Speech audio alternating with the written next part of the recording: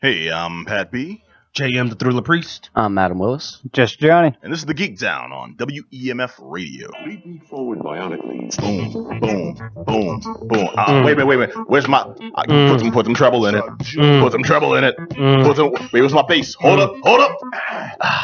Clear it out. Ladies and gentlemen, welcome to another episode of the Geek Down here on WEMF. I am Pat B. In the house, we have a full complement tonight. I look over there to my main man, Black Adam Willis. Yes, sir. How we doing, Patrice? And I'm okay, man. It's You up okay? and down these days, up and down. Yeah, you look better today. Oh, thank you. You called him by his whole name, too. Yeah. I always call him by his full name. Adam's the Someone's got to. Adam's the only one that does that. Even my mom's calls me Pat. She calls him P. Yeah. Come on, P. Pat B. All right. Get the vacuum cleaner. At home, I'm Boo Boo, or if I'm around friends, I'm Pat. She knows. My mom's. You'll always be Patrice to me. Oh, this guy. All right. Well, the voice you heard cracking up like he's on something. JM the Thriller Priest. Peace. Glad to be here, y'all. It's glad to have you back, man. It's been a little bit. Yeah, it really has been, man. Yeah, you been all right? I'm doing all right. Just Good. trying to stay alive, man. Try to run for the tax man. Yeah. Yeah, I'm good. You ain't gonna tell me. We can't monopolize too much of this man's time. He's got like an actual job and a wife and kids. 2.3 kids. He's got a dog. Taking the Saab to church on Sundays. I got mouths to feed, man. Yeah. Mouths to feed. Yeah. Small plot of land outside of Minnesota. I got my farm. Living the Pootie Tang life. I want to thank you for making time away from Biggie Shorty to spend Girl, time. love me some Biggie Who's shit. Dirty D. The thick white woman at the end, and he just takes her pie and just rubs it all over his body. Oh, yeah. She's like, tackles him through the glass. That was That's a so good. special scene. Was a Froggy. That was his name. And Dirty D. Dirty Remember D, Froggy. Go down and dirty. Where do you think Derek got his name Oh, from? I know Dirty D got his name from Yeah, there. try to play that man's theme song. Abjectly objects. He abjectly objects to being subjected in such a Heckle and Jekyll like manner. I don't know. Such a dirty way. Nothing wrong with Jekyll. And of course, the man making us look sharp, very businesslike, the silent but deadly, just Johnny. Yo. You do. Always understated. All right, and of course, keeping us crowned crisp and delicious every week, DJ Herbie Herb. Hey guys. Hey, this guy over here. We have an action-packed, fun-filled show for you people. We have news. We have news tonight. Nah. All the news is Let's bad. stay away from the news. Yeah. You know what? Y'all Yeah. see it all on y'all TV screens, man. The news is bad. Yeah, We lost actually, some good people, man. I've so I don't really struggled with this over the last few weeks You too, did? because there's so many things I want to comment on, and I found You heard about Malcolm Young too? yeah.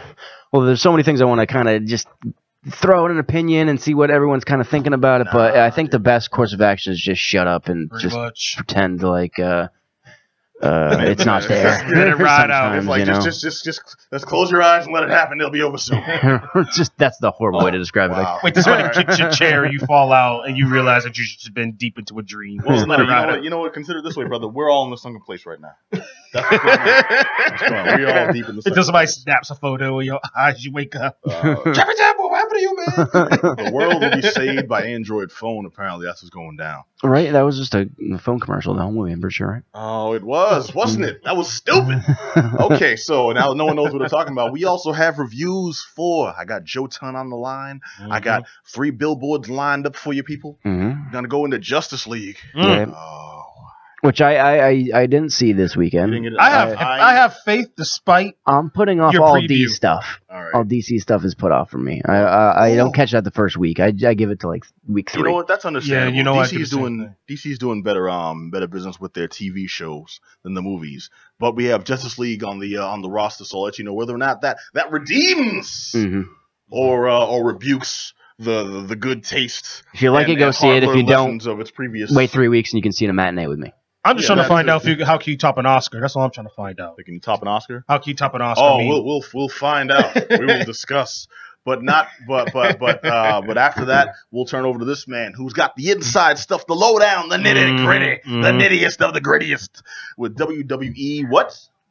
Survivor Series And NXT's Takeover War Games. I want to use those sound bites. I want to get you. Sounds good. And Triple H's old broken down body. There we go. Yeah, we're gonna talk about that. They incorporated that fool, didn't they? They incorporated that fool. Oh, I mean, you the COO. You gonna get some burn if they want you to get some burn. Can't we just see like Shane McMahon almost kill himself again? Yeah, you did actually. Oh, all right. All in one match. Looking forward to it now. But first, ladies and gentlemen, I want to kick it over to Black Adam Willis, the blackest man in the room. Yeah. Hey, Thank you for that. Yeah. Okay, now Yeah, I just said 3 billboards. You The have 3 full billboards outside Ebbing, Missouri, I believe, is the full mouthful. title of this. Yeah, it is. And this was Netflix, right?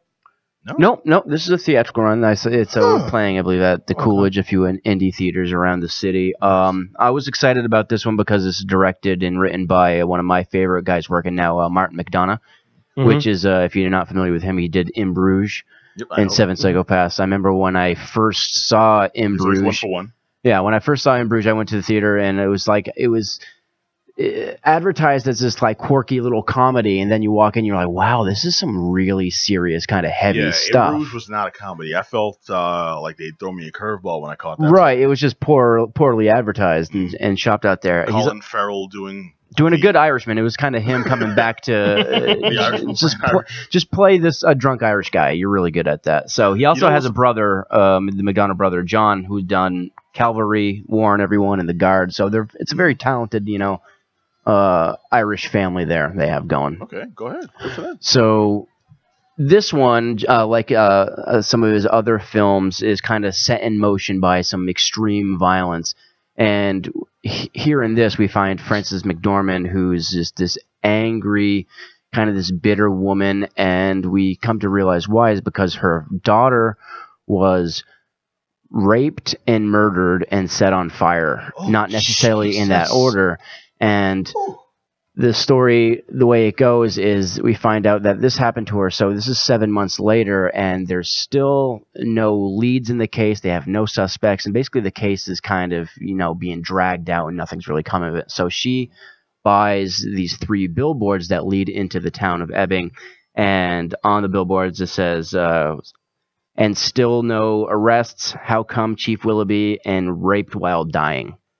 And so she puts those up in the town, and then it's about what kind of happens to that town and the anger directed at her for putting up there. Because basically she goes on her own way and exposes the police and exposes the patriarchy that is kind of ruling this town and calling them out, much like a lot of the stuff we're seeing now with like protests and things. And it's really about the backlash that comes with that. Okay. So it's just like, even this woman has suffered such a horrible, tragic loss that when she directs her anger directly at them in such a blunt way, at the police, that comes with its own set of problems and its own set of backlash, not just from the police, but from the people in the town, and saying like, why are you doing this? It's such a a blunt and aggressive way of doing that, and not really siding, not really siding with her and her pain.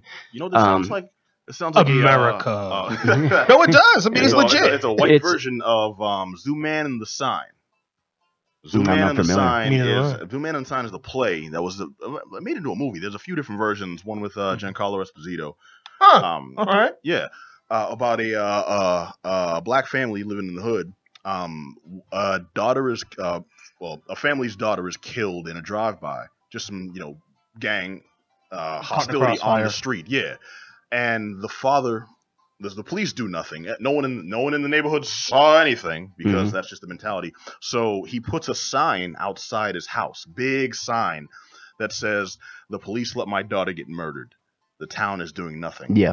Why? Yeah. I think that's the exact quote. But it sounds like very similar. Like, yeah, I mean, it's just like she is so Frances McDormand is so hell bent now, she's just so consumed by anger and grief that she just all of a sudden just no holds barred, no prisoners kind of attitude, attacking everybody and trying to, I don't know so much get some answers, but just to kind of attack these institutions that seemingly are like doing nothing, and she just feels so helpless. What the movie is not, though, it's not a whodunit. It's not this like slow build up suspense where they're gonna bring somebody into justice. It just kind of No, not really. It does. It's a slapstick comedy. I knew it. I knew it. Yeah, right. There's some funny parts, but it's all bathed in this level of despair.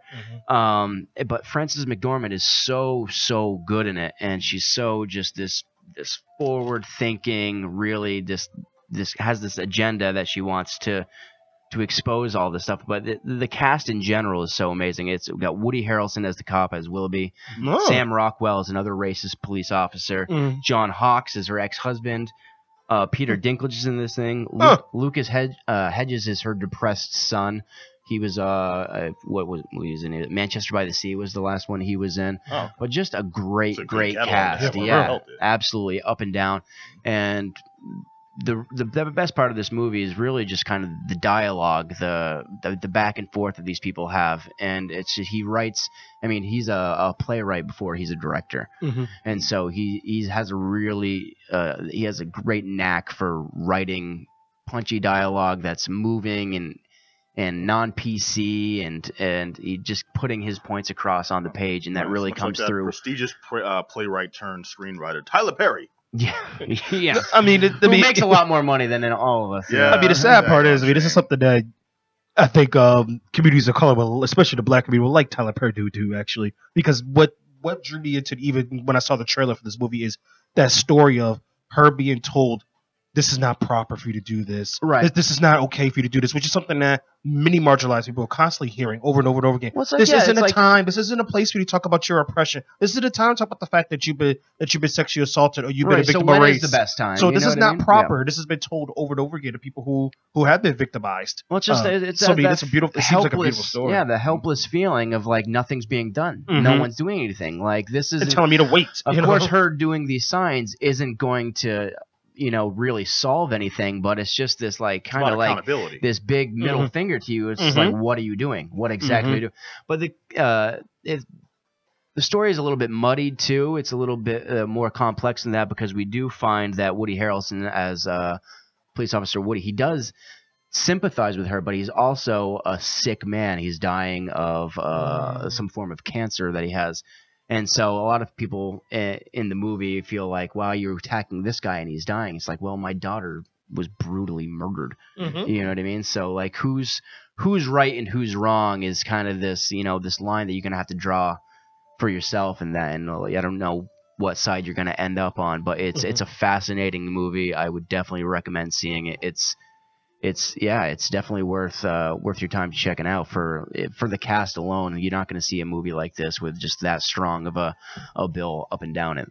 So yeah, that's all I really want to get into with it, because the beauty is in the details that you're gonna have to go check out, that I won't spoil it for you here. But yeah, this is a solid movie, and I really enjoy Martin McDonagh. So I'm really excited for future works that he has. Definitely a thumbs up from me. Crazy. That's awesome. All right, Black Adam Willis gave the word. Gave the word. You got to see 3 billboards outside Ebbing, Missouri. Thank you. I wasn't gonna three billboards outside of Aurora, Wisconsin. Aurora, Illinois, like Wayne's World. Yeah. It takes place in the same universe as Wayne's World, actually. Oh wow. Okay. So it was Glenn that killed the. Now I get it. It was Glenn. I hear you're doing something. That's good. People need a distraction. I wish somebody would do something to block out the voices in my head. Oh, jeez. All right, so the movie's called 3 Billboards. If you have anything to say about it, maybe you've seen it, hit us up at geekdownradio@gmail.com. Let us know what's going down, and hopefully you're watching us on twitch.tv/thegeekdown. If you are, you can jump in the chat, let us know what's going on.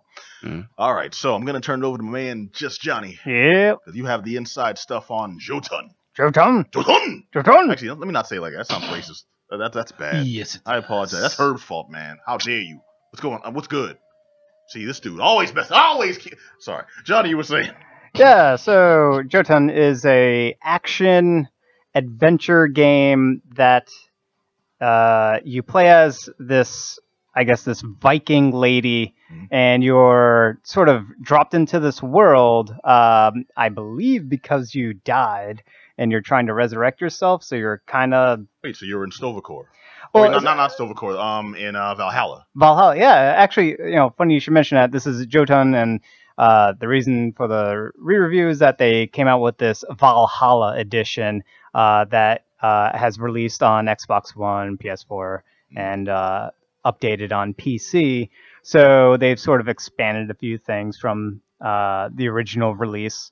So once again, you're playing as this Viking lady with an axe, and you're going around this world, and there's essentially these 5 different areas that you have to travel to and defeat a big, major, substantial boss. And these bosses are presented as Norwegian, Viking, Nordic. Norwegian. Nordic? I don't know. Well, yeah, Nordic. There we go. The Nordic peoples are the folks from Norway, Sweden, Oh. Finland, Greenland. Vikings, Valhalla. What's that religion? Religion. Yeah. The Norse. The Norse mythology. It's all Norse There we mythology, go. yeah. All right. I'm not. You said it like twice. He's like, Norse, I don't know what it's called. Nordic. I don't know what you call the Norse mythology. I was looking for Norse. That was the word I was looking okay, for. all right. So you're Meanwhile, Adam and I are like, yeah, I watched American Gods too. Me too. That's the most I got to contribute to this conversation. Come on, man. No, it's all How to Train Your Dragon. Yeah. You know better. Gotcha. So you're trying to fight these Norse gods throughout these 5 different lands, and the sort of gist of the game is you're traveling through these very large single shot levels, exploring through with very, very basic puzzles, if any, very few scattered sort of little minion battles, if any, and working your way towards the throne room or the sleeping chamber of some various god or titan-like creature, and you slay them. And once you slay them, you then sort of unlock another path in the main hub world, and then you can travel to the next particular zone. Okay, so this is and an open travel world, the next 'cause I one. was thinking that for a second, right? It is not open world. It's sort of how do you describe it? It's kind of open world, but it also isn't. It's like you have a hub world, and then from there you access the 5 or so other worlds, and that will sort of in each of those. It's more like an RPG where you set your destination, you go there, and then you'll come across the random encounters. Yeah, a little bit of like action RPG sort of elements in there, but this is not an RPG. It's definitely like an action game, and where the game really shines is when you are fighting against these big, giant, massive bosses. That's we got where some gameplay footage of that going on the screen right now. And you're fighting against them, and you have to like really read the enemy, the bosses, and see how they are going to telegraph their next attack, dodge roll out of those attacks or block them, know when to use your more powerful attacks, and know when you need to do a combo. So it's on screen. We see the gameplay. Johnny running like a wuss. Yes. Yep. and that is sort of where this game like really shines. That and the artwork and the sound and the music. So the artwork, it's presented as like, I don't know, like a hand-drawn animation where each individual frame of animation for these big giant creatures or small little minion creatures or whatever, they're all hand animated frame by frame, and so they're playing out their animation, which really helps. And yeah, fluid but not over designed. Yeah, it's sort of like a prelude to the quality of animation in like Cuphead, but it's there's this other sort of turn-based strategy game that has the same style of animation work. It's kind of reminiscent of like what you expect in Iron Giant style animation or art. Oh, well, maybe in the close-ups. What I'm seeing here, it looks like, and correct me if I'm wrong, do you remember? Oh, shiza. I forgot the name. Doggone it, I was there. It's the game by Tim Schafer, Adventure Island. It looks like Adventure Island style artwork.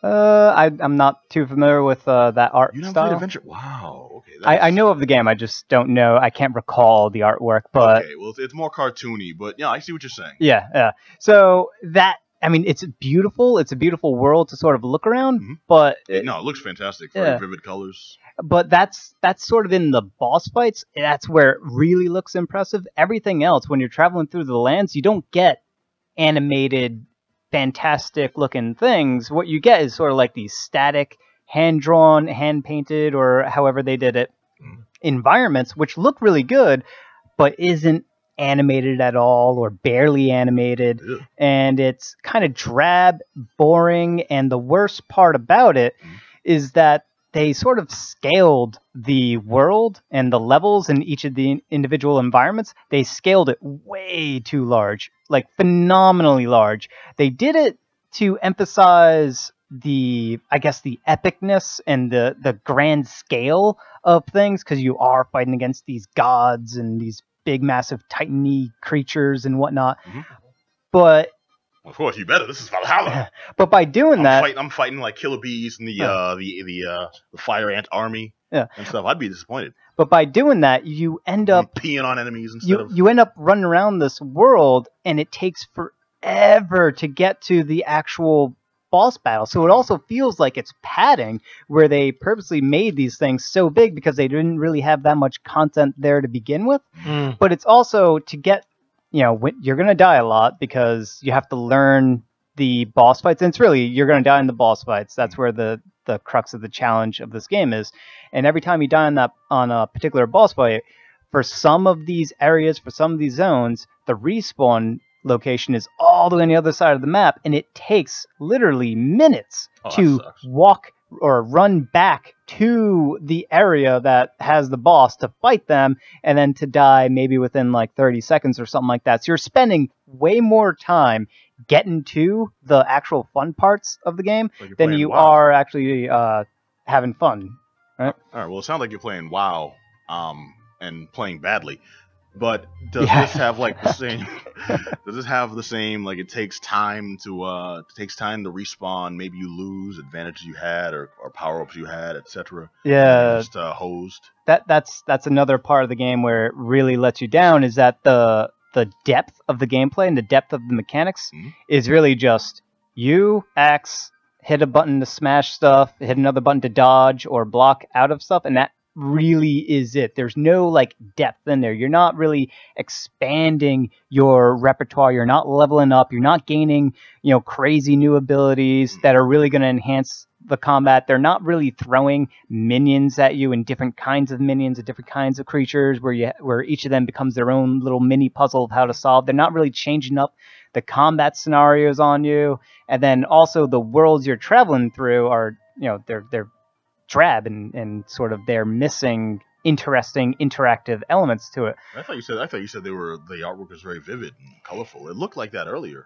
It is on the bosses. That's where you can really tell that they put most of their effort on animating the bosses and getting those fights to look as impressive as possible. Between there, it's just like the hallways from Matrix Reloaded. It's just like a screenshot, essentially. You're taking a character and you're running around a static screenshot almost in some of these environments. There's some animation here and there, but for the most part, it's just you're a static flooring, static environment, and you're sort of running right through it. So there's that, and then it's the laxative of gameplay. Apparently, that's something that brings me down. Yeah. They could have had more with the gameplay and sort of more of a pull or change up the formula, especially when you die. Either make things easier or harder, or change it up so that the next time you go at it, it's not going to be the same type of setup, the same type of thing. And they don't really. There isn't really much of that, and that sort of continues. By the end of the second boss, you pretty much don't want to go through these big, giant environments anymore. You just want to get to the boss and fight them. And that is... and part of that problem is that the storyline, there's really no story, or at least it's not worth paying attention to. As I said earlier, it's, hints towards resurrection and whatnot. And now I want revenge for being dead. Yeah. So I come back to life and make other people dead, so I can die and meet them again when they're dead. And it's a never-ending cycle of vengeance. Oh, it's not a vengeance story, but it's not a vengeance story. It's like I need to come back to life to protect those that I loved when I was alive because I'm dead. It would be better if it had any of those things in it. Oh, jeez. Yeah, it like I said, it's almost like a non-existent story that's in there. It's all pretty much they decided these giants because I don't like their haircut. It's like they wanted to make a game about fighting these big giant Norse gods, and then everything else sort of formulated after the fact. Any influence from Shadow of the Colossus? No, you're not really climbing up anything. I mean, you're specifically going out to fight giants. I guess in that sense, yes, but it's more. This is way more action oriented. Whereas Shadow of the Colossus, the boss fights within there were puzzles, right? You had to figure out how to properly take down a particular Colossus. This one, it does have that. It does have that where you're sort of figuring out the tells of the boss, how to properly dodge them. So in that sense, yes, but it's more action oriented. It's not as puzzly. Where Shadow of the Colossus, you could sort of take your time, study them, and sort of try different things. You know, it might take you like 20 minutes to complete a boss, but you can, beat a boss within 20 minutes. This one, on the other hand, because it's more action oriented, you are definitely going to take damage if you take too long, and you will eventually die. You only have limited sort of special powers available to you, like healing and whatnot. So you definitely have to go in there and kill them before they kill you. But in the meantime, you have to know your enemy. And like I said, the boss battles are actually really good, but everything else outside of that is just boring and drab. Damn, I gotta say, man, this is bringing me down. When you started off, I'm like hearing, vivid artwork, intelligent AI, and like vast expanses of explorable levels. I thought this was gonna be rated pretty high, but you're saying it's not really earning your seal of approval over there. No, it's a definite thumbs down. I would say steer clear of this one. The problem is that it looks like it's going to be really awesome. Yeah, I thought so.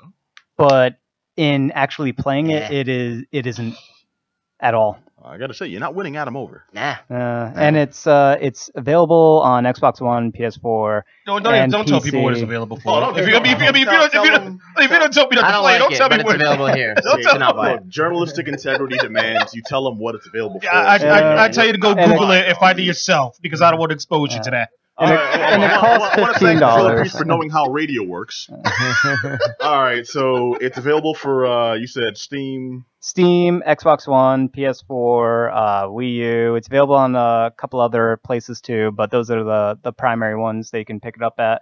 It's not worth getting. It's $15. That'd be $15 better spent on pizza. Wow. Yeah. Wow. That's what I'm saying. You can say that about anything, though.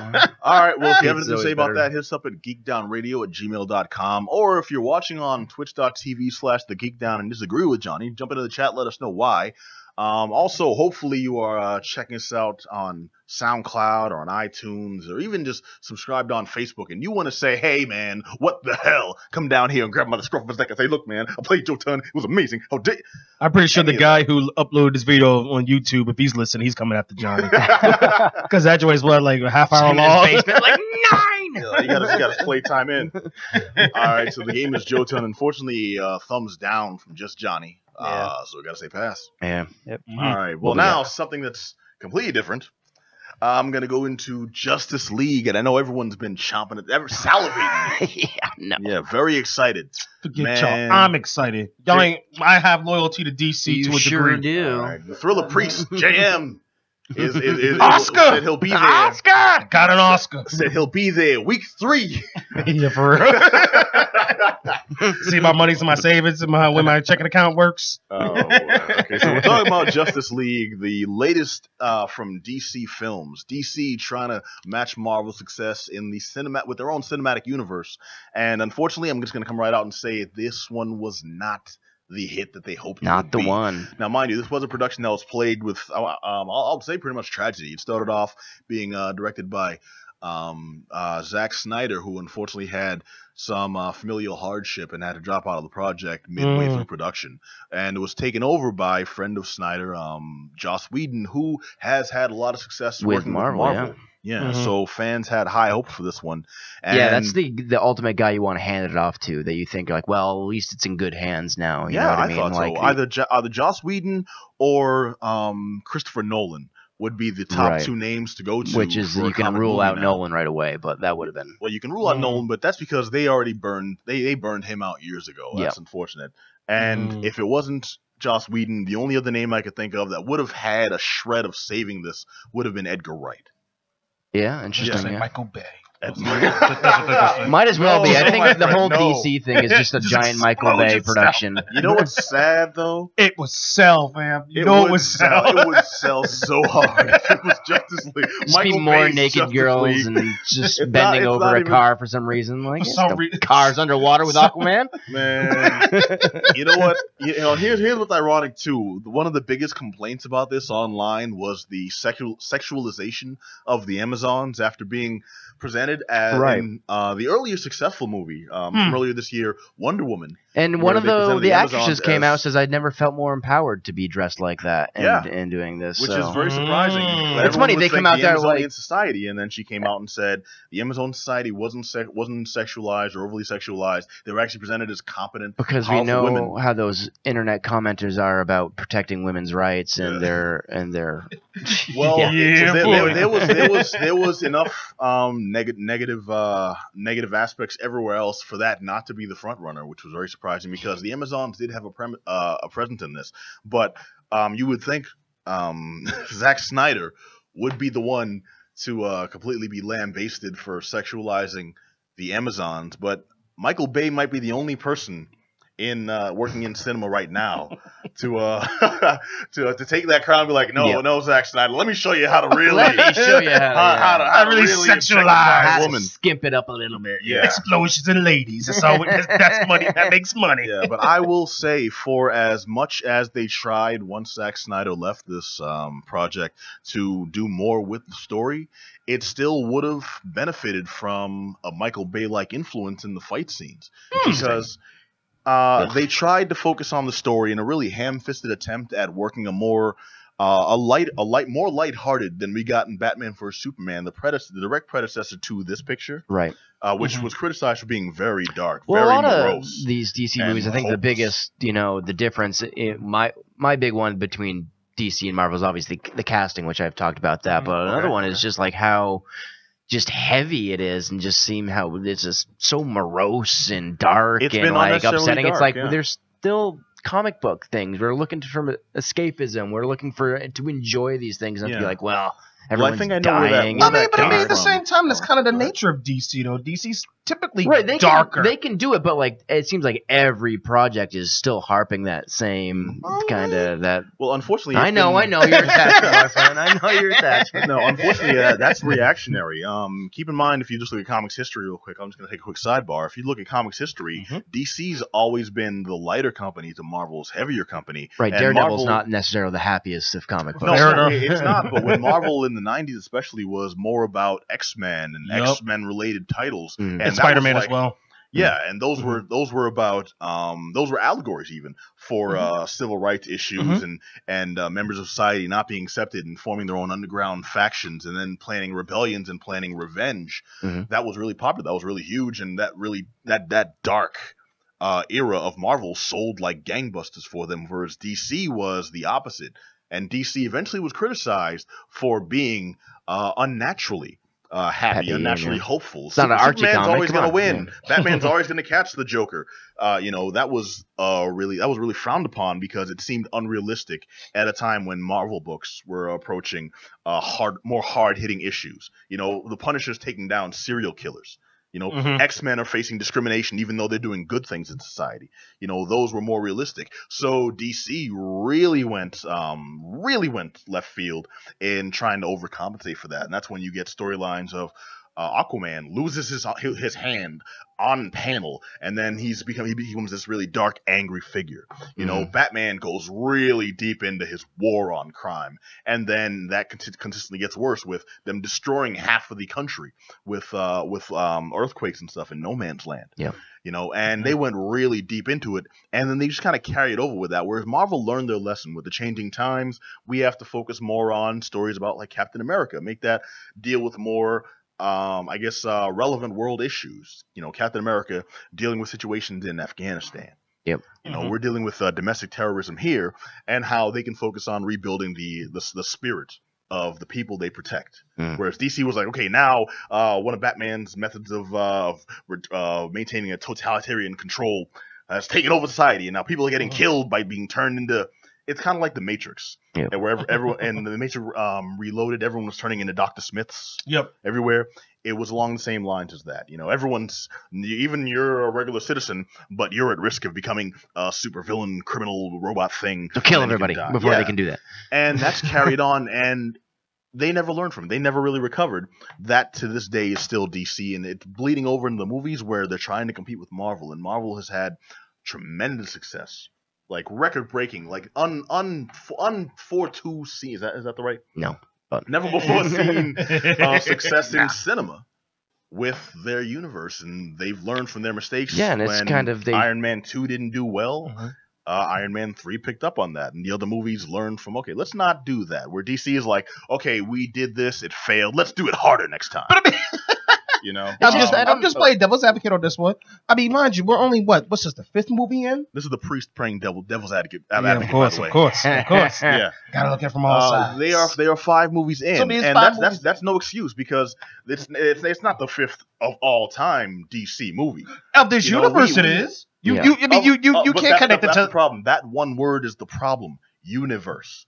Mhm. When we had the Tim Burton Batman movie in 1989, Mhm. that was one movie. It stood on its own 2 feet. It was to succeed or fail under its own accord. Right. Yep. So then when they did another Superman movie, or they tried to do a Wonder Woman movie or anything like that, it would have been its own picture to Mhm. succeed or fail. Yes. The fact that they're trying to link all these means that if one movie fails, another movie, it can't stand on its own 2 feet. It has to either make up for the failure or measure up to the success. Yeah. And where Marvel took that plunge, and Marvel has lucked it into it, because I mean that is an easy thing to fail at. Mhm. Marvel's been lucky, in my opinion, because they've learned from mistakes, and they have had missteps, Mhm. and they've learned from them and continued to do good because they're lucky and they're aware. Mhm. DC is just like I said, Mhm. okay, this failed, but we've committed to it. Yeah, so let's it looks continue. like they're And just they trying to play continue. catch up. You know what I mean? They're Yeah, seeing what yeah, the I agree. Because I agree you with know what that. they're doing Absolutely. across the pond, and they're like, Yeah. we need to do something to compete with that, but they're doing everything almost everything the same, just a little bit worse. Yes, I You know agree. what I mean? I Whether agree. I said like it's the casting, whether it's the direction, because Marvel's had so much luck with just the actors nailing Mhm. the roles, the Mhm. directors all of a sudden coming into their own, like the Russo brothers. You know what I mean? Who Mhm. saw that? Things like that. So I think they're trying to get the big names and the big people over in DC, and it's just like, I don't know, if like, Well, that's can you buy into unfortunate Ben because Affleck? Can they're you shooting buy into, themselves in the foot. Now, Gal with Gadot this- is the exception. I think she's great. I She's agree. She's been doing a really good job as Wonder Woman, and there's been a lot of backlash about the quote-unquote sexualization of Wonder Woman specifically in this picture, but I haven't seen that. There was sexualization of the Amazons, where they were proud figures in legitimate armor and decent fight scenes and ability in the Wonder Woman standalone movie, solo movie, but in this picture, Wonder Woman herself was pretty badass. Well, didn't but the they- Amazons, So they what's- changed the armor and they changed the design. They still had a pretty well designed and well executed warrior society, but for some reason they decided to change the costumes to make it more, hey, we're showing more midriff here, we're showing more leg here, and that part seemed unnecessary because everything else about them screamed they are warriors, they are protected. I mean, even there's a what's huge this- fight scene with the Amazons, and that would have fit. Not necessarily in the main story, but if they did a side thing from the Wonder Woman picture, that would have fit right in line with it had they not changed the costumes. Yeah. What this movie is actually about is taken Mhm. directly from Batman vs. Superman, where Batman feels extreme guilt for essentially being responsible for the death of Superman towards the end of that. Spoiler if you haven't seen Batman vs. Superman, but it's been a while. And we're dealing with his internal issues. Meanwhile, there's an oncoming threat. Batman has And- internal issues? No. I know, hard to believe, right? right? But we're dealing with an oncoming threat that's presented itself because there were a lot of notes that were adopted from Lex Luthor in Batman vs Superman that never really made sense in that picture. They make sense in this picture. So if you saw one directly after the other, that would actually be coherent. At the time in the movie, it wasn't. This movie has done a lot to make it relevant and make it understandable now.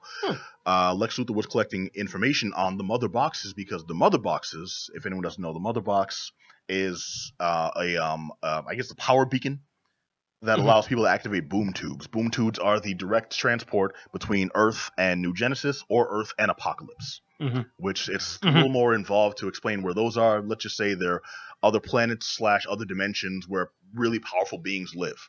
One of those has a mat-on for the mother boxes, so he comes to Earth because he wants to collect them to enact his own agenda.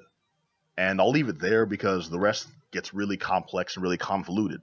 But to stop this threat being a dude by the name of Steppenwolf, who, yeah, in the comics, he's one of Darkseid's underbosses, and one of his, I think he's his stepson, or like son once removed. Darkseid has all types of bastard children everywhere that he's negated or that he's disowned or done some messed up stuff with.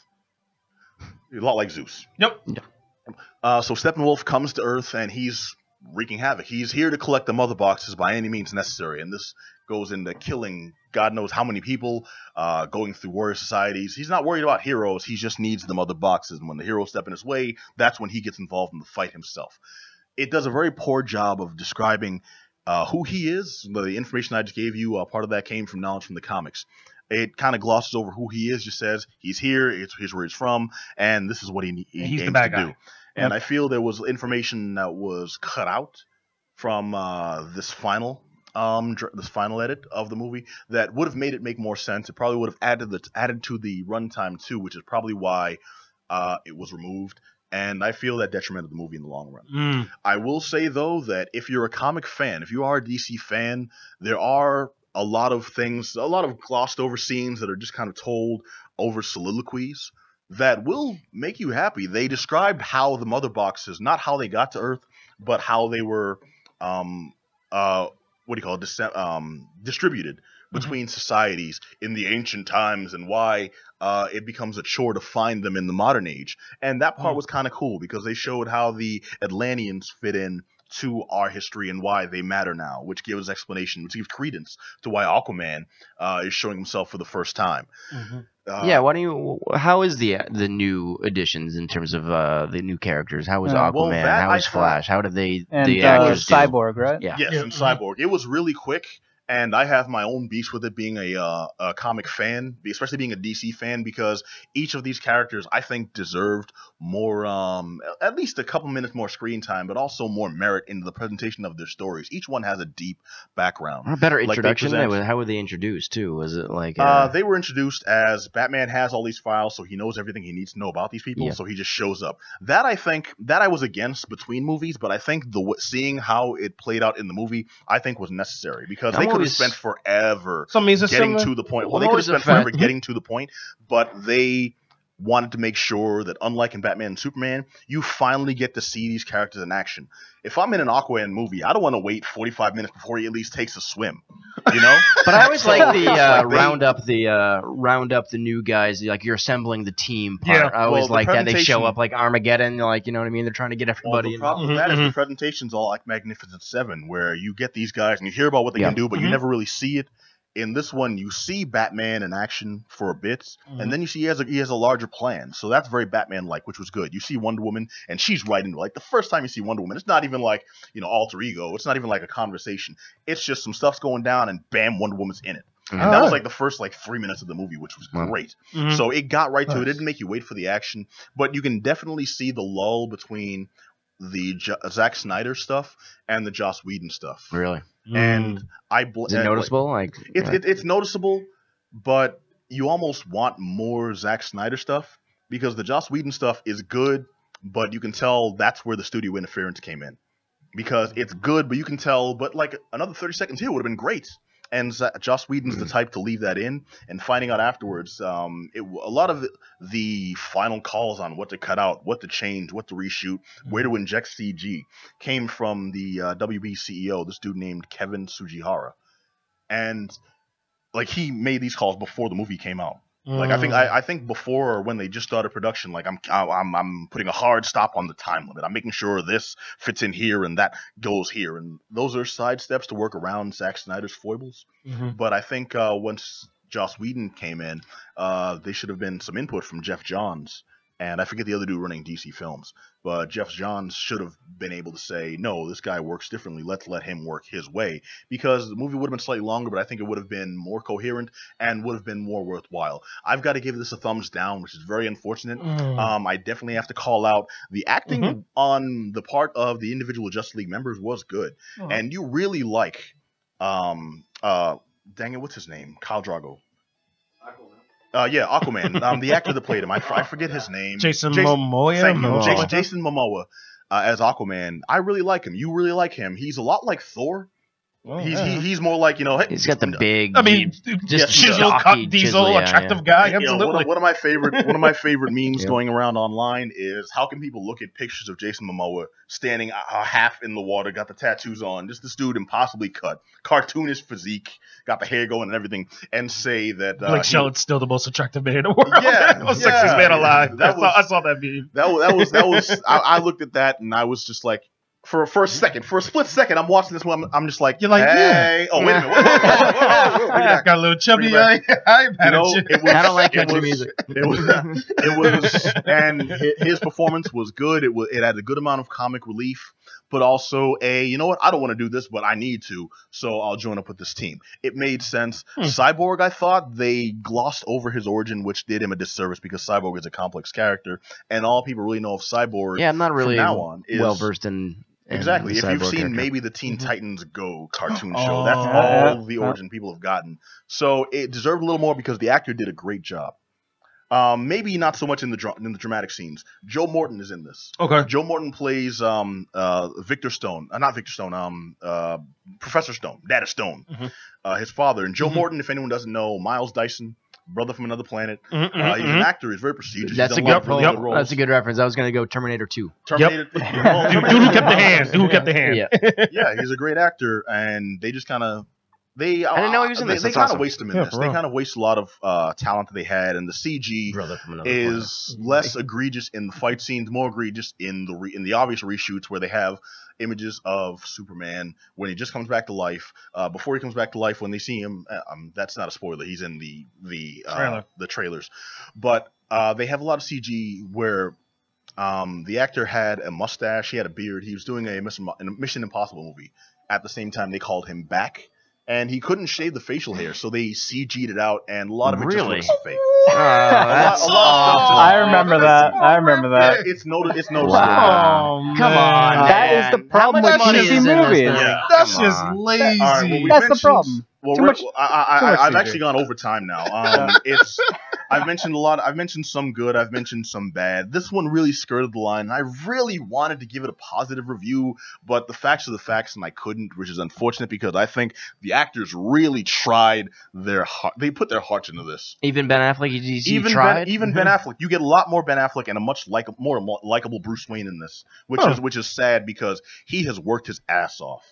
Like we've seen this Bruce man Wayne put or on Ben Affleck? both. But Bruce Wayne actually did Bruce Wayne type work in this. Gotcha. And we saw the outcome of it, and it was just unfortunate because the actors really tried, and it hurts to give this one a bad review, but I got to give it a thumbs down. You all right? I You all right? I don't even know if I want to talk about wrestling now. Man, Hey, I was hoping you gave me something to hold on to for this. I'm gonna need everyone to like bang their chairs and rally, because the Thriller Priest is about to step in. But if you have anything to say on Justice League, hit us up at geekdownradio@gmail.com. If you're watching us on Twitch and you want to fight through those tears and hit your keyboard on twitch.tv/thegeekdown, we'd love to hear from you in the chat, and Johnny can field your hate mail and death threats. And yeah, we'll talk to you soon, hopefully. But Justice League, unfortunately, I have to give it a pass. I'm not really I gotta say, surprised. thumbs down. I'm sorry. I'm not either, man. But I mean, you hit on the head there, Johnny. That they're really trying to play catch up. All right, All right, let's get it. Kick it over to JM, the Thriller Priest, for WWE. Yes, I'll start off Survivor with Series. NXT first. NXT's Takeover War Games. The tagline was, "Houston, we have a War Games." Oh, that's awful. That's a stretch there. Yeah. That's what the tagline was. I mean, hey, that's what they went with. Millennials. Yeah, for real. So it took place in Houston. It was I thought this was a really good pay-per-view. So I'll go down through some of the matches. One, Velveteen Dream went up against Aleister Black. Velveteen Dream, for those What a who don't great know, name. it's a great gimmick. We got it's like Yeah, a he comes prince. out in a rabbit suit. No, walk me for a little bit. Okay, I'll walk you okay. through him. Right, lay it out. He's like a prince plus Gorgeous George plus Goldust sort of character. It works so well. Interesting. It just works so well for this guy. Young black guy, very athletic, wicked tall. Just he's this gimmick, and it's to the point where the fans really like him. The matchup, the story builder for the matchup was blah. Aleister Black is this sort of occultish, superhuman who's really reserved, doesn't really talk, just goes in, kicks ass and takes names. That's really all he does. So the gimmick was, or the matchup was, Velveteen Dream being this overly exuberant, very flamboyant, very feminine, if you will, sort of character, wanting to effectively get under the skin of Aleister Black. So the whole thing was Velveteen Dream wanting Aleister Black to acknowledge him and say his name. Horrible premise. It was very loose, but they made it work and they built it pretty good.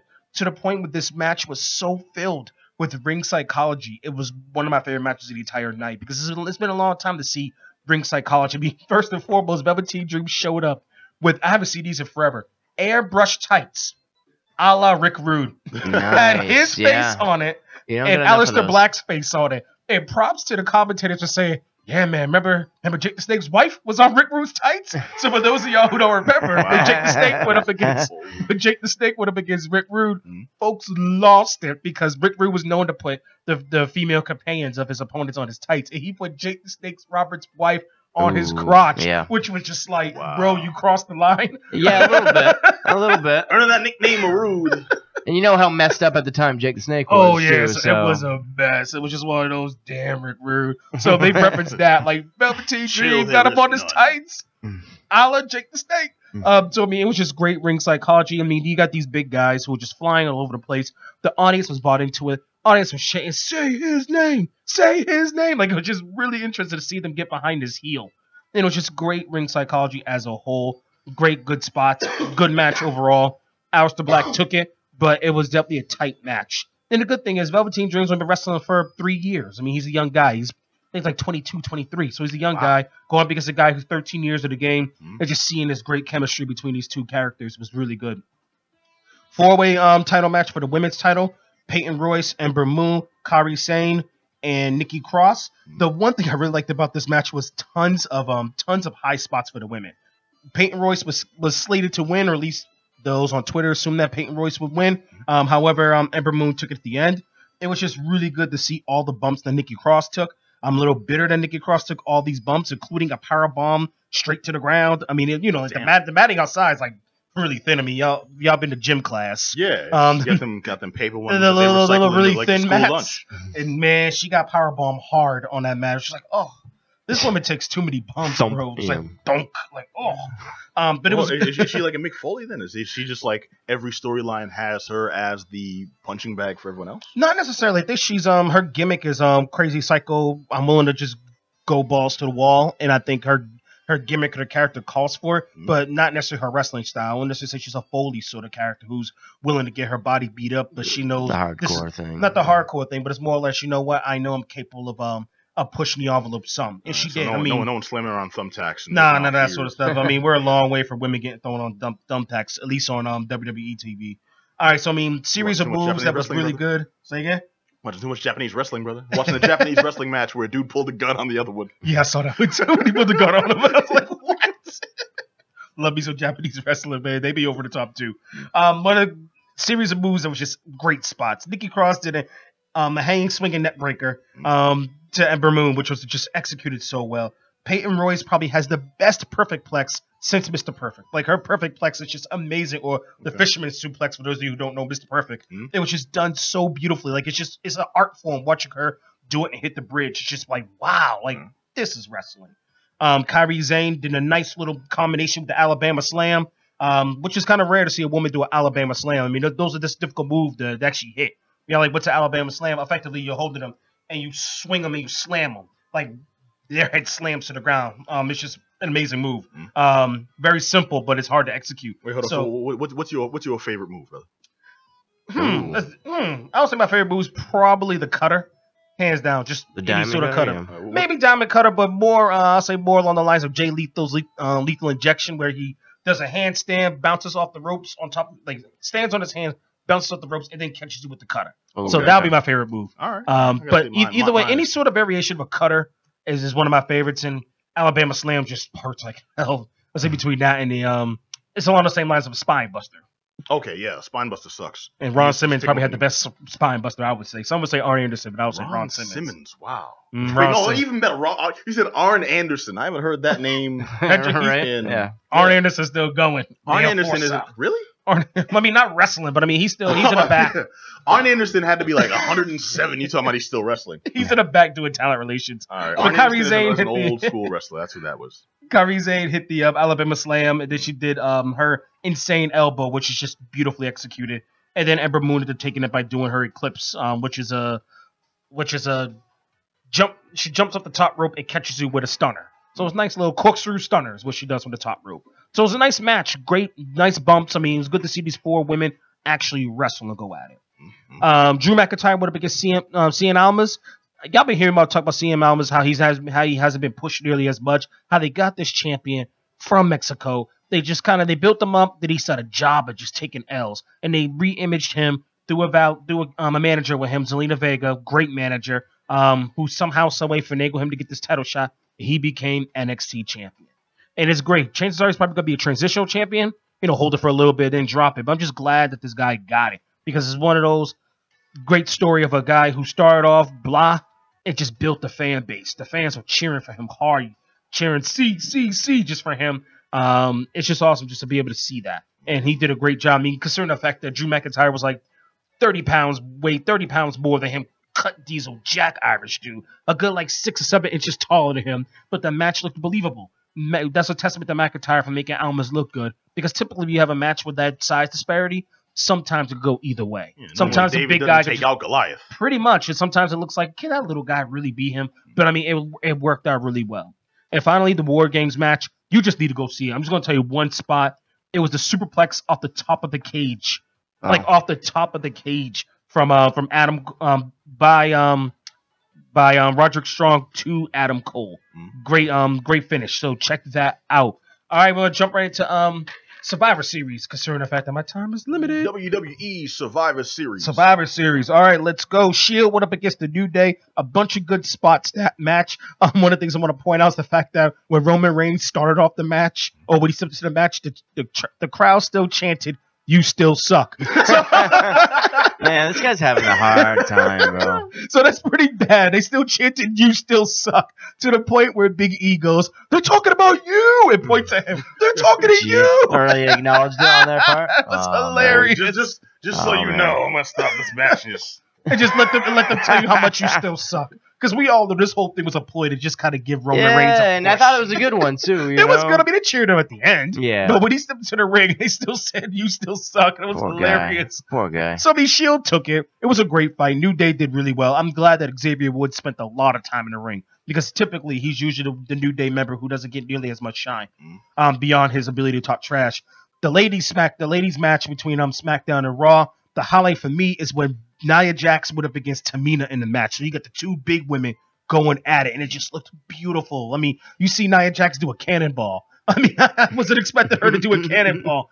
You see Tamina do several super kicks that come off the top rope like her daddy, Superfly Jimmy Snuka. It just went very well. And of course, Asuka was a sole survivor, effectively continued her push.